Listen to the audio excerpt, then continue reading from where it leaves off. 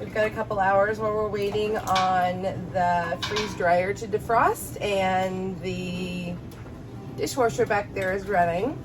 So let's go ahead and make up some quick farmer's cheese. I have a really easy recipe to share with you, and I'm gonna show you how we can get that done. So I got all the milk in the pot, which was about 4 gallons. And then I have another 4 gallons here on the counter that I'm going to go ahead and just let clabber. And I'm going to use that for another project. But for today, I'm gonna get this going. I've got it on medium to medium high heat. You don't wanna heat your milk too quickly. Just keep an eye on it. You don't actually have to have a specific temperature for this. You just kind of watch for the tiny little bubbles, but I am a little, you know, I like to have numbers. So about 190 is where I'll probably have my goal to reach for that. So let me go get a digital thermometer, and I'm gonna set it for 190. I don't know if you can see that.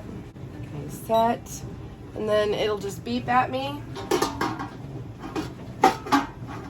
when we've reached that temperature. So I can just kind of sit and relax for probably 20 minutes. I think I completely forgot to video this. So I'm gonna tell you what I did.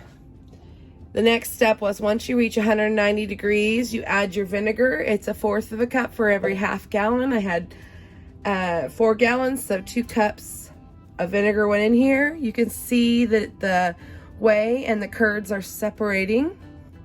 I'm gonna let that set for a good 15 minutes. So while we're waiting for that to just kind of set up for a little bit, I'm gonna get out my strainer. The curds, and especially because it's made with goat's milk, is really, really tiny. And so if you use something a little thicker, instead of using a cheesecloth, which this is just a flour sack towel from a big box store that is made cheaply, it'll hold all the curds. And I went ahead and, you know, boil it, sanitize it, and I've got it ready here. A lot of times I will keep the whey. I will just put another pot underneath it, and then I would stick this on top, but today I'm not keeping the whey today. It's been about 15 minutes. You can see all the curds have kind of come to the top here.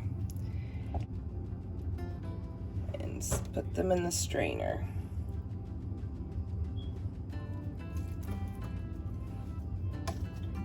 This just kind of gave them a chance to meld together and become more of a mass.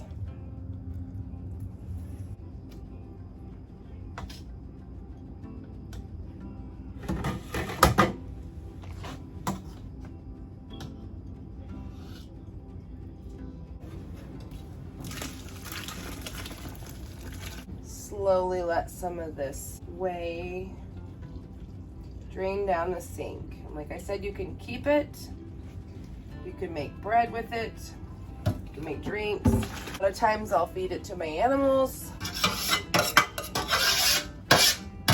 I'm gonna let this whey drain off.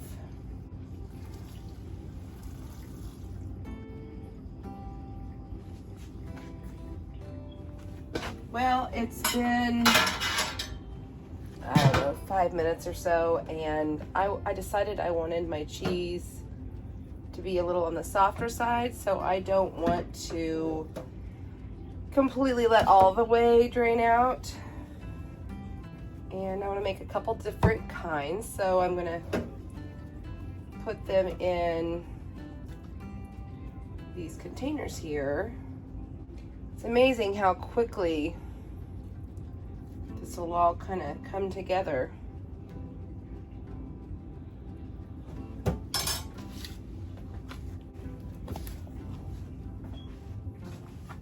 And I've got just an array of seasonings back here. And I know for sure that I'm gonna wanna put salt on all of them. Whether it be sweet or savory, it needs a little bit of salt. Cheese just does. I like the pink Himalayan sea salt, so I get it for a lot of my baking and cooking and all sorts of things. Just gonna mix that in. I'm wanting something to put on top bagels in the morning, something almost like a cream cheese. So I'm gonna keep, this one had a bit of whey still. I'm gonna add some honey to this to sweeten it up. This is locally grown honey. I like to put dried fruit in here too. Apricot's one of my favorites with almonds. If I were to take this and throw it into the mixer with some more whey or some milk, it would get a little more creamy and a little more spreadable.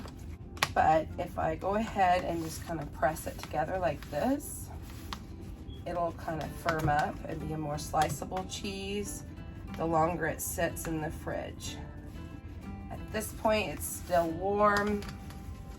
I can still work with it pretty easily. So that's just with honey. Should we give it a small taste test and see how it is?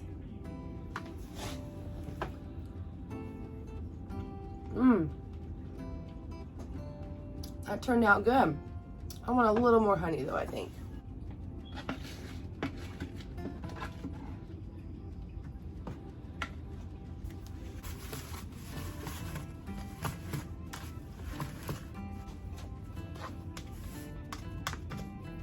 All right, let's try that again.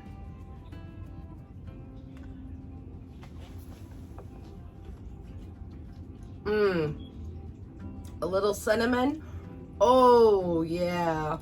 Another favorite I have is garlic, dill, and onion, but I don't have any garlic down here. So I think I'm gonna do some everything bagel seasoning. And I think I'm going to add a little dill on top of that. Okay, let's have a taste test here.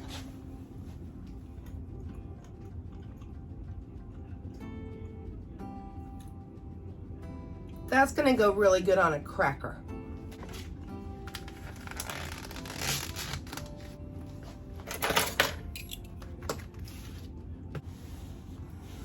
Let's do some Italian seasoning.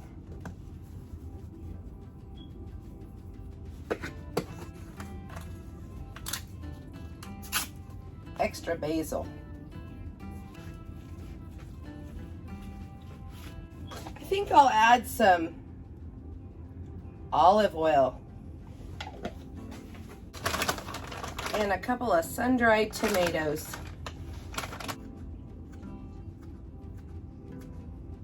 Doesn't that look fabulous? Okay, before I quit mixing, I want to give this a taste test.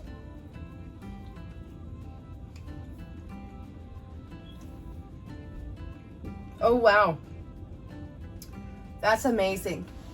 On a baguette, oh, that would be delicious. Add a little Parmesan cheese to it. Oh, that's a meal. Oh, maybe in some lasagna or a pasta dish. Oh, this is gonna be good. Okay, make sure I label these. And I can't forget to date it. So I need to label what it is and the date, and it's gonna be good in the refrigerator for about a week. You can also freeze them, but just note that when it comes out of the freezer, the texture of the cheese will change slightly and it'll become more crumbly, but that's okay. You can use it on top salads or in your scrambled eggs. It's still wonderful. I hope that you enjoyed this quick and easy little tutorial on how you can make your own cheese at home that you can enjoy the same day without having to wait for it to age. This again can be frozen and put up for later because every bit counts. Here I am the next morning spreading that honey cheese on top of my bagel, and let me tell you, it was delicious. If you have enjoyed the content you've seen today, please be sure to subscribe and ring that notification bell. I'd love to have you join along with more of my future videos. Thanks so much. Bye.